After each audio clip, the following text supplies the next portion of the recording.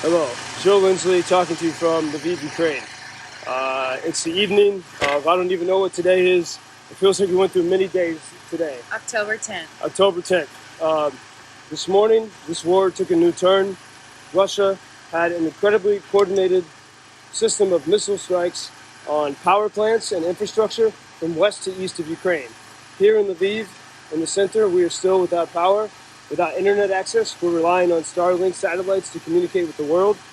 But not only was it an attack upon infrastructure, but also it was a terrorist attack. In the center of Kyiv, the Ukrainian capital, there are civilian bodies lying on the streets. I think it was the most central attack on the city of Kyiv since the war began. And this is Russia's goal, right as we see after weeks of Ukrainian victory. Now we have Russia trying to keep the world afraid of what they might do next. And so here I have some great friends from different countries, and we want to share with you the emotions of what it feels like to be in Ukraine at this time, at this great time of uncertainty. We've all kind of been waiting for the next alarm today, the next air raid. So if you all would introduce yourselves. Hello, my name is Eugene. I was born actually in Lviv, Ukraine in 1977. I left during Soviet Union, 1990. I lived all my life in Chicago. I served a couple years in the military. Now I'm back to serve Ukraine because I believe this is the right time to be here to defend this country against terrorism, which is done by Putin. And I think I'm the right place at the right time. I'm Caroline. I'm from Kentucky. I've been out here since May volunteering with different groups and hopefully in it for the long haul and for a victory. I am JB, French volunteer from March 2022 to June 2022, and I came back in August 2022, and I've been volunteering everywhere in Ukraine. I started in Lviv, and recently I was in East Izium evacuating people, and I'm back in Lviv now with Joe and everyone. Now today, let's start with you, Eugene, because this is you were born here, you grew up in Chicago.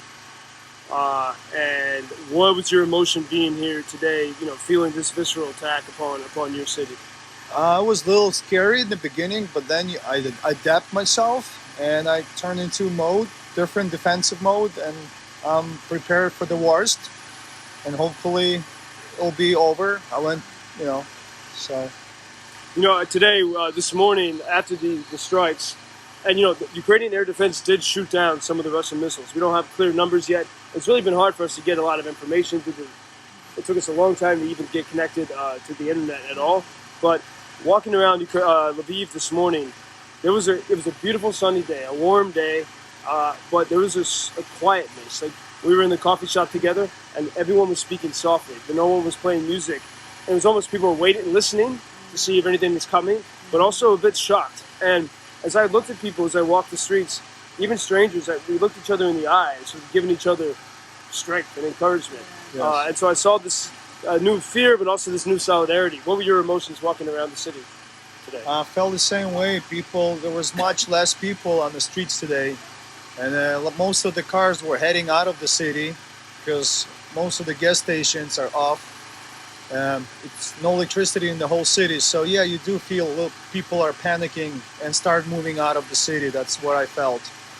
And Caroline, you have been in Lviv, since April, and Lviv has been it's generally a calm and safe place.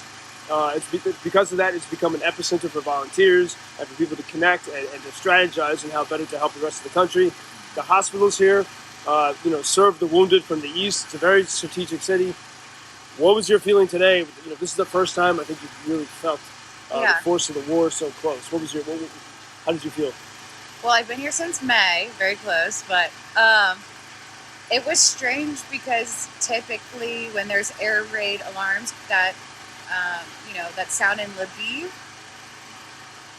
it's kind of just business as usual. It's the way that I think of it, and you still sit at your favorite coffee shop and enjoy the weather, the people, the culture. But like today, it was just very much different. Stores were shut, people were quiet, there wasn't as much people, and you could tell that they were taking it more like people were just on higher alert given the how close the two missile strikes were in the Lviv Oblast, and they weren't sure when the next one would be. Is it going to be within this air siren? Is it going to be the next one? So even when the air siren, the all clear came off, typically you would just see a storm of people in the streets, but that also didn't happen. And so that was interesting to see as well. And a few of us, we were driving around to try to get more gasoline, and we drove by 4 gas stations.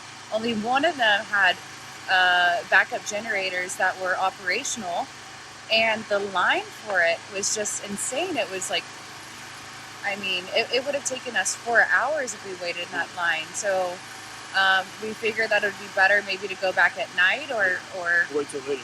We have other means to get more fuel and do that instead. So And what about you're like? It's very brave coming to Ukraine, but you get settled into routine here, and then what did you like when you woke up this morning? When you woke up earlier than usual, you said, so you were bright-eyed when this was happening. What did you think when you heard those noises?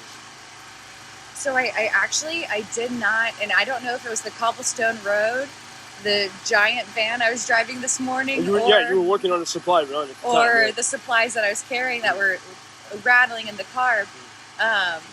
So I drove around, 3 different people from a culinary school and the food that they were transporting to, the space. And I got up around, 7:30 on the road before 8 a.m. And I'm not exactly sure at what time the explosions happened. Do you remember? It was about 9:30 or so. But that's my sense of time is very skewed today. Yeah. And we all had different plans. Like yesterday, we were meeting and saying, "Here are our plans for Monday." There's a lot of things we want to do on the information front. Getting ready to travel to the east of the country, working on supplies. You're painting the future art project, and today all of that paused. And I realized that early in the day. In fact, I think I was having trouble communicating that to everyone around me this morning. Today is different. We need to change our plans. We need to adjust. I felt I had gotten complacent. At the beginning of the war, I had all the kits with we had the iodine pills and all the food we might need in case something happens. And you bring your go bag with you everywhere. Yeah, and then you slip. And then last night it was a celebratory night in Lviv. There were people dancing and singing in the streets, happy with the Russian bridge breaking, with the recent news. And people wanted to have moments to celebrate. And we all had this kind of weird, I think we needed that last night. And it wasn't just us, there were so many people in the city, together with friends and family. But today, and to wake up to the explosions this morning. And then I'm scrambling. I'm like, I don't need my flashlights didn't have batteries. But now we got everything, the ship recalibrated today. JB, you a couple things, because you for months you have been in hot spots and going to the very edge and helping to extract people from Ukrainian refugees and people from the gray zones, helping with medical situations with your team at the Hero Society. Also, though, you love Kyiv, and before the war, you wanted to move to Kyiv. You have great affection for that place, and you saw this video today of that beautiful pedestrian bridge near the Dnipro River, and there was a missile hit right next to it. What was your feeling today?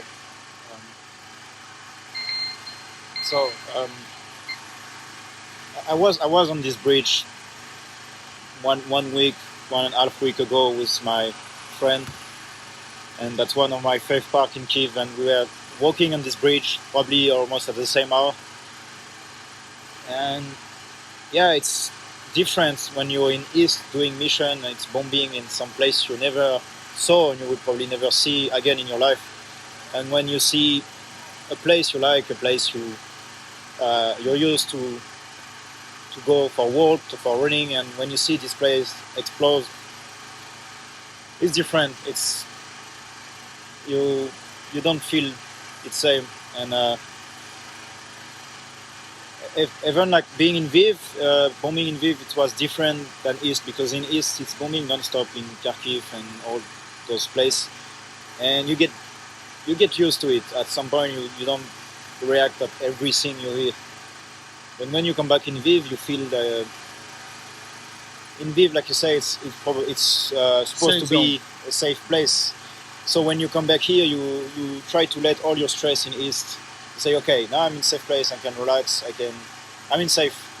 So you don't expect that coming, and that's why these two bombs this morning, even after hearing hundreds of bombs in East, these two bombs woke me up, and I didn't know if it that was... first moment you had to see. I didn't know if it was in my dream or... Yeah. I text you and say, it's me, or just me, real, or say, it's bombs. Right. And because so often you hear these I do too. Like I thought the first sound today, I thought was in my dream, which is normal and customary. Because you're supposed to be safe here. Yeah. But then you had to listen, you had to look and say, is it a nuke? Is it fear? And I think this is Putin wants the world to be, and I saw they had all these Russian bots on Twitter today, and wants the world to be afraid. And and maybe, as you suggested, maybe the Russian bridge, it was a Russian sabotage, making it look like Ukraine is trying to push Russia too far, because the hope is that for Putin, that people in America and Europe will say, this is too scary, we got to calm this shit down. I've already seen people saying that, but this is exactly the moment where you have to keep fighting. And I think all of us had to face that today, and it was by being around the right people, we give each other that support. This is when we realize, this is tough, and tougher than we've ever imagined, and scarier. But we're in it together, and we know that this is the price of freedom. Unfortunately, because there's people that hate free people, but this is why we're here, even when, especially for the darkest moments. Last word to each of you. Go around, and then we'll close. Ukraine is gonna win, regardless. That's my word. Slava Ukrainian, man. Slava Ukrainian. Slava. I think it's in moments like this that makes us feel really connected with the person on the front lines, the person in the basement, whatever it is. Like, we're all there for one another. We're all trying to do our part, and having it hit closer to home too also makes it, it's a little more. It really makes you worry and respect those brave soldiers that are fighting on the front lines and making the ultimate sacrifice. And all those missions in East, like I said, it was place I don't know, it was people I don't know, and today it was really personal. I have a lot of friends in Kyiv, and seeing that, it was touching me more. And I think doing that, touching people personally, it will make us more afraid. But to be honest, it's the opposite. Now I want to go back in the East even more and to help even more, to be sure all my friends in secure. So if it's what as I try to do is make us being scared, I think they miss again. That's right. Yes. I agree completely. And it's cool to see everyone come together in these situations and help each other out with food, with water, with internet. Gas. I mean, everyone. One day we can tell the full story of where we are in these moments. We got to keep that secret and protect it. But for example, just beyond us is a giant, is a minivan or so with it's a mobile newsroom of Ukrainian journalists using the Starlink here in this little parking lot. And they've been in this car to keep warm, working, and you see we have great American friends behind us who are great volunteers here.